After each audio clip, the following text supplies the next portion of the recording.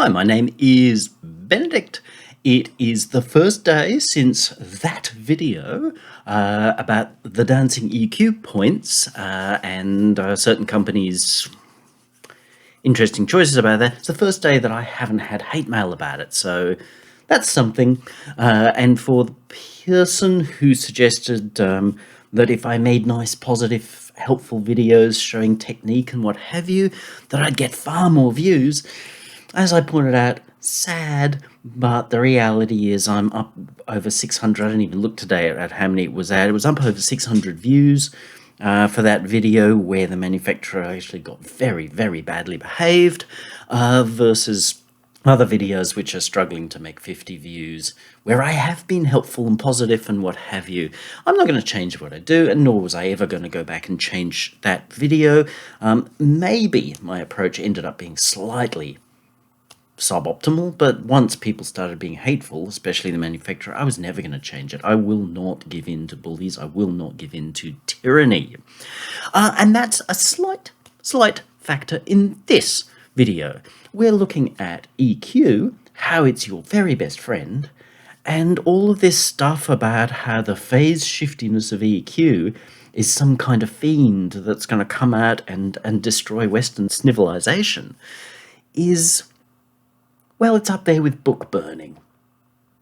It's silly, it's wrong, it shows a fundamental lack of understanding about how EQ works. No, yes, EQ creates phase shiftiness, but it's that phase shiftiness that A, makes EQ, but B, far more importantly, makes the sound that are anywhere near decent EQist, mixing engineer, is deliberately using. Whether they logically understand the phase shiftiness or not, they are deliberately using that to create the results. Here, let me walk you through my point. Oh, and before you feel the need to send me some sort of but, I'm not saying that linear phase EQ is evil. I'm just saying that the concept that all phase shiftiness in EQ is evil is up there with book burning, therefore evil. Let's look at what happens. Let's say we've got this sound. Very simple, typical synth string type thing. Tends to feel a bit flat and lacking in character as... So it's a bit So we're going to do some things to EQ it. A common enough thing is add a mix. We might do something like this.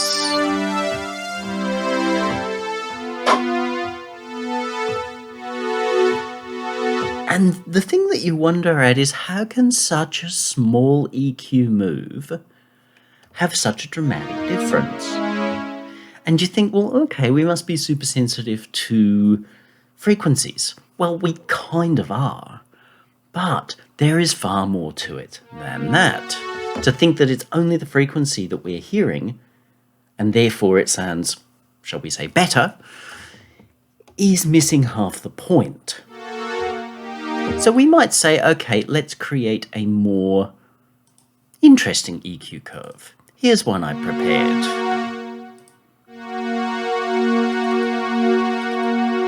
So we're rolling off a fair amount of the top end, pulling out some of the, what we might call screechy.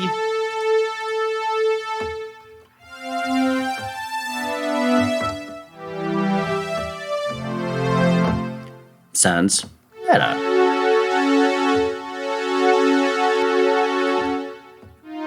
Obviously all of this is a bit pointless because we have no mix to put it in. And then if this was the tracking decision that I made, then when it came to a mix EQ, I might have this one in as well. So 2 layers, we've got a significantly more vibrant sound than we had. And again, easy to think, oh, it's just because we've changed the balance of some EQs. Then someone's going to come along and tell us that we need to burn all our naughty books because it's going to turn us all into raving homosexuals. Not that there's anything wrong with that. And they show us curves like this. Oh no, the horror that by doing an EQ curve, that we've now got this weird, messed up phase curve, that we've messed up the phase. Well, again, this is how EQ works. This is the nature of what EQ does. Why is that a failing? But remember the question that I asked before. Up here, if we look at the small moves here and yet the fairly dramatic difference, it doesn't 100% make sense. The difference is, yes, partially from the fact that we've got an extra 2 dB at 5.75, but it's because we've got a kind of phase shiftiness. Now, if you want to know about phase shiftiness and how cool it can make sounds, there's a recent video which I'll pop up here, the one with the electric guitars on the front, electric guitars on the front, which is showing how we can use EQs and phase, the phase that they create, to create guitar cabinets, because that's literally all guitar cabinets do. Now, if we were to follow the logic of those who would burn noddy books, we would have to take the cabinet off our guitar, because that's creating some kind of phase shiftiness that's evil. We then have the situation that the room that we're in is getting bounce back from those guitar strings. Obviously a lot less, because they're going to be an awful lot quieter with no soundbox to amplify them, but hey, whatever. We are looking for a perfect world here. That would bounce back from the walls of the room. So A, we've got to wall pad our room, but B, no matter how much we wall pad our room, there's still going to be some kind of bounce back. There has to be, because the laws of physics don't actually bend for any man, goblin, policeman, or any other character from Noddy. Therefore, we have to remove the room. Okay, we are now playing our bodiless guitar. How we hold the strings together, I don't know, but modern technology is pretty wonderful stuff. So we're playing our bodiless guitar, not in a room, because we don't want any bounce back, because that's going to create phase cancellations. Oh bugger. Mountains. Clouds.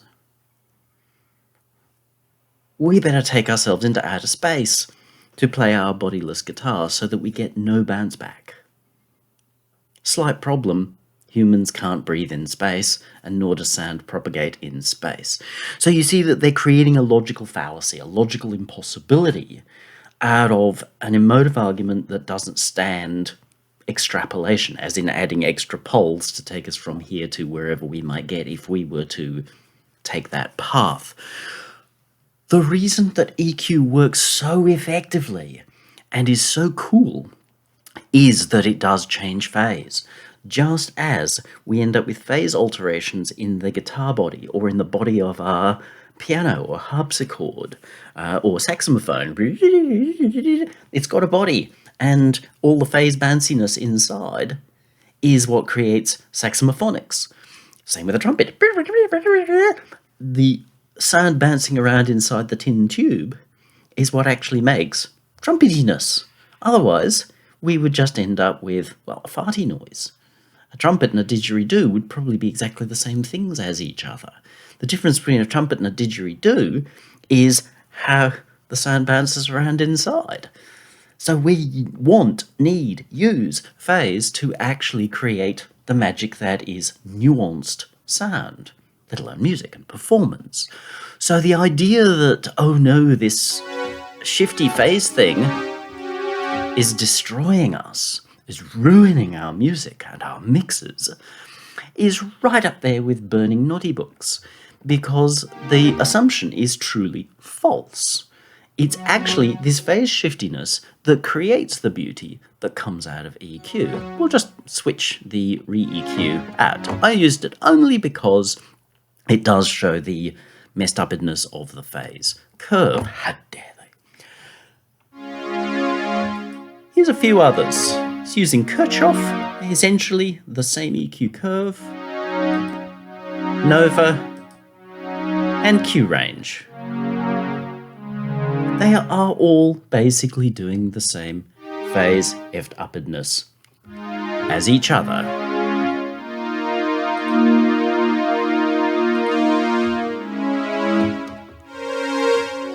Not overly charming sound.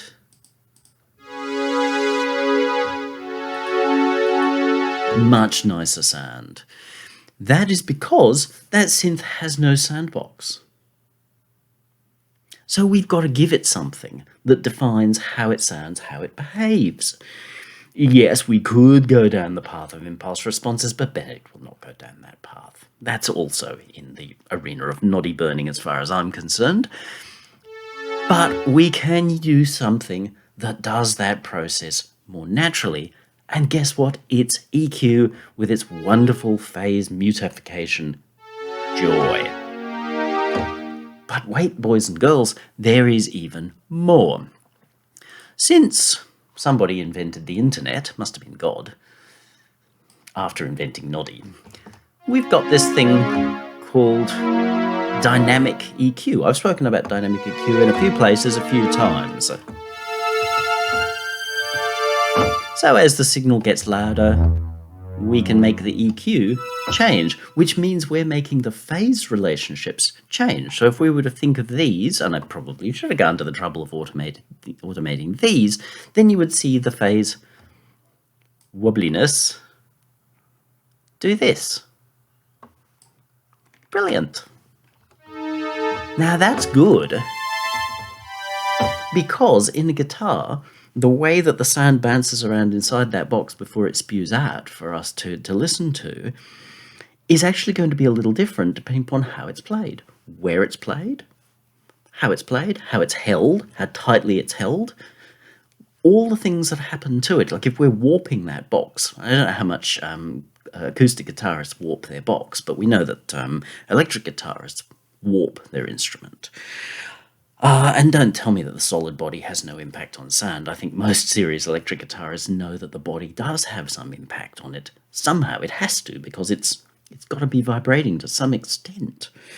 But nonetheless, the sound bouncing around inside that little tissue box is going to be different when you hit the thing super hard to when you play it lightly or wherever you play it on the thing. It's just got to propagate because the box has properties. As in, it's made of wood, it's made of this wood or that wood, or it's made of plastic, or it's made of used toilet paper, or recycled noddy books, or whatever. They all have different properties from each other. We understand this. So, as we use the shifty EQs, bouncing EQ points, then we're actually changing that phasey relationship. If we are to take something like this REQ,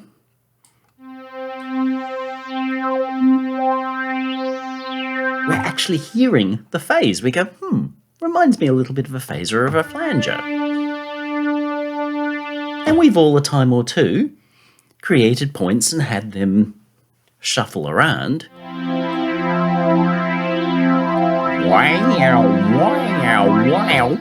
To use that very phase shiftiness of it. So dynamic EQ, with that nice little bit of movement, will actually bring us the same sort of results of that little bit of movement.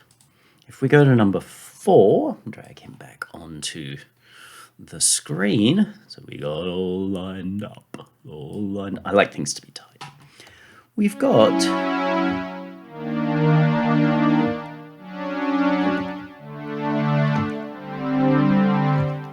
this thing that moves with the music, as a result of the music, just as the sound coming out of our guitar box or our piano or our saxophone moves and changes because of how we approach it, how we attack it, how we brutalize it.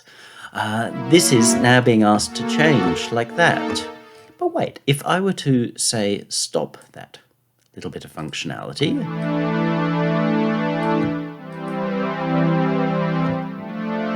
while it sounds better than without, let's see if we can get these both on the screen at once. That's a little bit better. Yeah, that's probably nicer. But once we bring in this, straight away you hear some movement. Now this goes to show that sound and music, everything in life is about movement. And the argument that everything must be perfectly straight all the time is, well, it's somewhat anti-life. It's denying life. The planet goes around itself. We have a lump of rock, or cheese, I'd rather it was cheese, bring it down, let me eat it, going around us. We go around a sun, which goes around other shit in the galaxy. At the centre of that, apparently there's a big hole. Maybe that's where they keep the cheese. I don't know, but the moral, the story is that everything goes around everything. There is no point at which things are not going around and moving all the time. I think I'm sitting here, but that's a delusion. I'm actually spinning around whilst something's spinning around me, whilst I'm spinning around something else. I mean, I think I feel sick. So the idea of taking away movement, of removing this concept that phases shift, is right up there with noddy book burning, because it denies life and reality. And the reality is that people have friends, and the reality is at the time in which noddy was written, that it was quite common for young children, who were the readers of noddy books, to actually end up sleeping in the same bed. I had to sleep in the same bed as one of my brothers.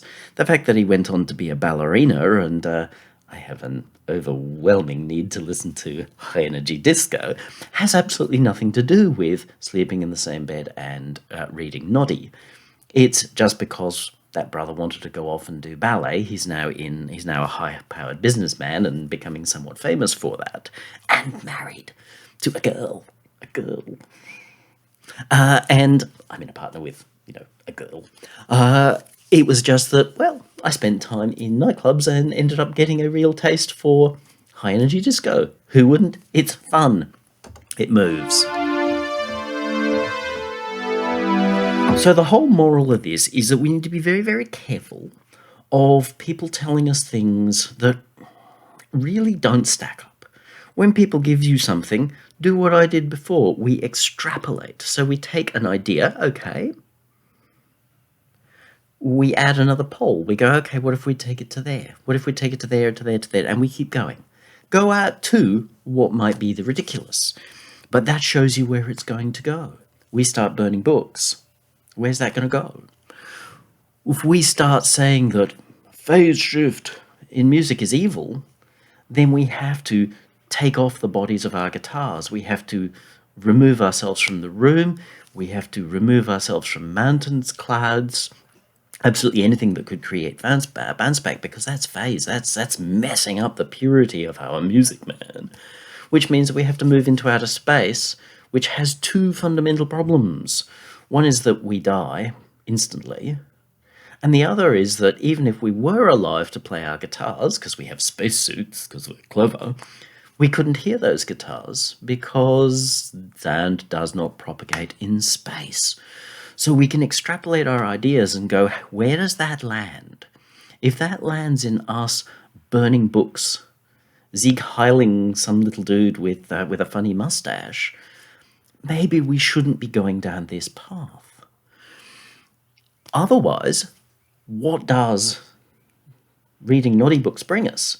Well, reading noddy books brings us a whole lot of charmingness, as well as a constant reminder of friendship, companionship, and being good to one another. EQ that brings phase shiftiness brings us a kind of magic that's always been there and should be used very deliberately by a remotely skilled mix engineer, because they should be going, okay, how do I make this sound feel like it should feel to deliver the magic that it's supposed to deliver, not based upon some kind of weird-ass socio-political Sieg Heiling idea that leads to nowhere good, but just, there's beauty in this. How do I bring that beauty out? And that's in adding some EQ curves. doesn't speak very nicely. Little bit of phase shiftiness, speaks nicer.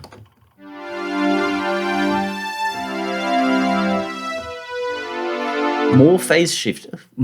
Start to steal somebody else's work.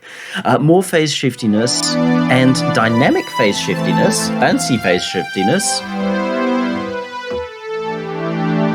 brings a lot of movement. Now, at the risk of upsetting the Morph EQ people, just by talking about it, because apparently that's wrong, one of the videos that I watched on one of the guys who'd been sent a pre-release copy to rave about, he was applying it to drum loops and what have you, and the difference was quite marked. Not in the kind of approach, but in the movement. It took these loops that were quite static, obviously, because they're just loops, and suddenly made them way more dynamic. And that's exactly what this is about. That EQ is just about making movie phase shiftiness.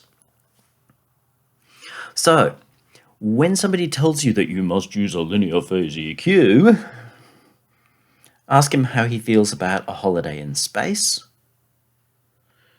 because while there might be some use for linear phase EQs, I haven't bothered looking for it because there is so much beauty to be had in using the phased F-edupedness, the beauty of